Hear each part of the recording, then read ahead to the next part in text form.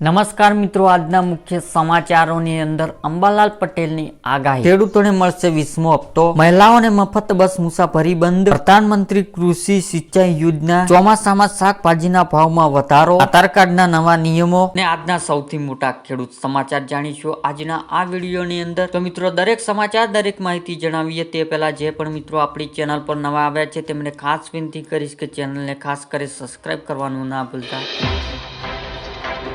અંબાલાલ પટેલની આગાહી એટલે કે મિત્રો, અંબાલાલ પટેલે ગુજરાતમાં વરસાદને લઈને વધુ એક આગાહી કરી છે, જે દક્ષિણ ગુજરાત અને મધ્ય ગુજરાત તેમજ સૌરાષ્ટ્ર કેટલાક ભાગોમાં વરસાદ થવાની શક્યતા રહેશે અને અમદાવાદ અને ગાંધીનગરમાં પણ વરસાદના ઝાપટા પડી શકે છે, જે પવનની ગતિ પણ રહેશે। 10 જુલાઈ બંગાળની ઉપસાગરમાં એક સિસ્ટમ બની રહી છે, જેને કારણે મહીસાગર, વડોદરા, પંચમહાલ, દાહોદ, ભરૂચ ભારે વરસાદ થઈ શકે છે અને પાટણ, મહેસાણા, વિસનગર હારીજ વરસાદ થવાની શક્યતા વ્યક્ત કરવામાં આવી છે। માછીમારીઓને દરિયો ન ખેડવા સૂચના આપવામાં આવી છે અને આવનાર 7 દિવસ રાજ્યમાં વરસાદને લઈને આગાહી છે, જેમાં આવતીકાલે રાજ્યમાં છૂટાછવાયો વરસાદ પડી શકે છે અને 14 જુલાઈ સુધી સૌરાષ્ટ્ર ઘણા સ્થળો છૂટાછવાયો વરસાદ રહી શકે છે અને આ ઉપરાંત આવનાર 4 દિવસ માછીમારોને દરિયો ન ખેડવા સૂચના મળી છે। દરમિયાન 40 થી 50 કિમી પ્રતિ કલાક ઝડપીથી પવન ફૂંકાવાની સંભાવના છે, જે આવતીકાલે માટે નર્મદા, સુરત, તાપી, નવસારી, ડાંગ, વલસાડ, દમણ અને દાદનગર હવેલી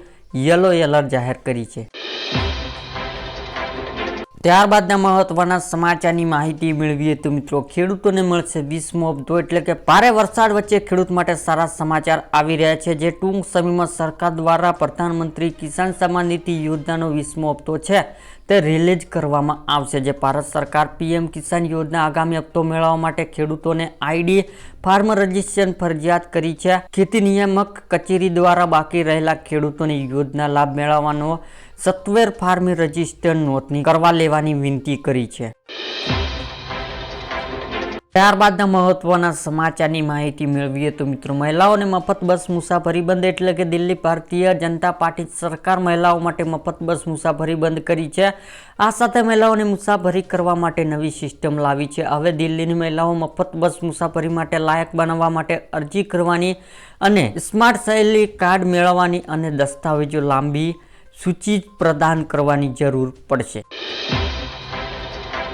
ત્યારબાદના મહત્વના સમાચારની માહિતી મેળવીએ તો મિત્રો, ચોમાસાના શાકભાજીના ભાવ વધારો, એટલે કે કચ્છ પંથકના છેલ્લા 17 દિવસથી વરસાદ વરસી રહ્યો છે, જે વરસાદના કારણે શાકભાજી બગડી જવાના કારણે આવક ઘટી ગઈ છે, જેના કારણે શાકભાજી ભાવોમાં પટકો જોવા મળી રહ્યો છે। મોટાભાગના શાકભાજીનો સરેરાશ 80 થી 100% જેટલા વધારો થયો છે। ફળોને હોલસેલના ભાવમાં પણ નોંધપાત્ર વધારો થયો હતો। આવકના ઘટાડા સામે વેચાણ વધારો થતા ભાવ વધ્યા હતા। ત્યારબાદના મહત્વના સમાચારની માહિતી મેળવીએ તો મિત્રો, આધાર કાર્ડના નવા નિયમો, એટલે કે યુઆઈડી અનુસાર આધાર કાર્ડ ધારકો તેના જીવનકાળમાં માત્ર 2 વાર જ તેના આધાર ડેટા નેમ બદલી શકે છે, એટલે કે તમારા આધાર કાર્ડમાં નામ છે તેને તમે 2 વાર બદલી શકો છો। કોઈ પણ વ્યક્તિ તેના આધાર કાર્ડ માત્ર એક જ વાર જન્મ તારીખ અપડેટ કરાવી શકે છે અને મિત્રો, આધાર કાર્ડમાં માત્ર એક જ વાર તમે જાતિ અપડેટ કરી શકો છો। બીજી તરફ આધાર રહેઠાણ સરનામું અપડેટ કરવા માટે કોઈ પ્રકારની મર્યાદા નથી, તે અનલિમિટેડ છે। આધાર કોઈ પણ વ્યક્તિ જો આધાર કાર્ડ ફોટો અપલોડ કરાવવો હોય તો તેના માટે કોઈ મર્યાદા નથી।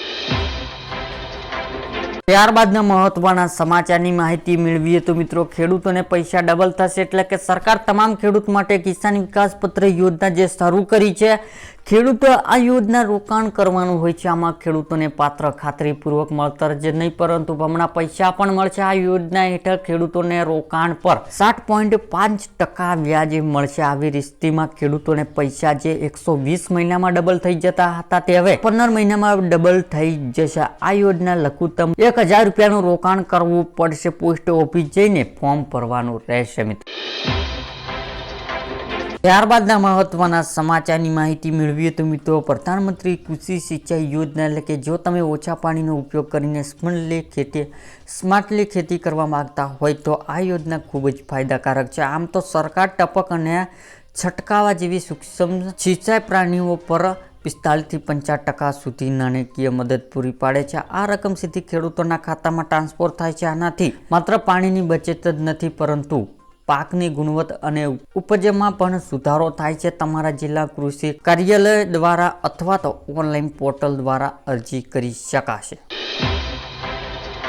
ત્યારબાદના મહત્વના સમાચારની માહિતી મેળવીએ તો મિત્રો, સોનાના ભાવ મોટો ફેરફાર એટલે કે 6 જુલાઈ રવિવારના આજે સોનાના ભાવ 100 રૂપિયા વધારે સાથે રાજધાનીમાં 24 કેરેટ સોનાના ભાવ 58,880 રૂપિયા પ્રતિ 10 ગ્રામ અને 22 કેરેટના ભાવ 90,650 રૂપિયા પ્રતિ 10 ગ્રામ અને અમદાવાદ, સુરત, રાજકોટ અને વડોદરામાં 22 કેરેટ સોનાના છૂટક ભાવ પ્રતિ 10 ગ્રામ 90,650 રૂપિયા અને 24 કેરેટ સોનાના ભાવ પ્રતિ 10 ગ્રામ 58,880 રૂપિયા છે। ચાંદીના ભાવમાં 100 રૂપિયાનો વધારા સાથે 1,10,000 રૂપિયા પ્રતિ કિલો છે। ત્યારબાદ મહત્વના સમાચારની માહિતી મેળવીએ તો મિત્રો, પ્રધાનમંત્રી પાક વીમા યોજના એટલે કે પાક વીમા યોજના ખેડૂતો માટે ખૂબ જ ઉપયોગી સાબિત થઈ રહી છે। જો તમે તમારા ખેતર અને મહેનતનું રક્ષણ કરવા માંગતા હોય તો આ વીમા યોજના તમારા માટે શ્રેષ્ઠ છે।